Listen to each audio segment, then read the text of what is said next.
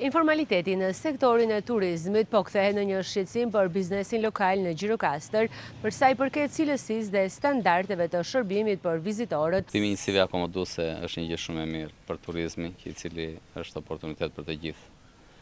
Por në vitet e fundit është bërë problem. Është bërë problem jo për konkurrencën normale, për konkurrencën e padrejtë të mos pagesës, si dhe të uljes së çmimeve pa kriter, të cilat sjellin edhe uljen e cilësisë së shërbimit dhe është një pjesë që e vuajmë të gjithë. Një numër i konsiderueshëm aktivitetesh, kryesisht të turizmit familjar, pasi nuk pajisen me dokumentacionin përkatës, po bëhen problematik për sa i përket cilësisë që ofrojnë për turistët. Strukturat familjare është një shërbim që i bëhet turistit në mënyrë familjare, të këndshme, të mekpritëse, por kuptohet që ne duhet të ngrëmë nivelin e shërbimit të turizmit, sepse turisti kërkon edhe standarde. Duke u nisur dhe nga shifrat e krahasimit me vjet, jemi mirë me grupet, por shohim një rënje të individëve.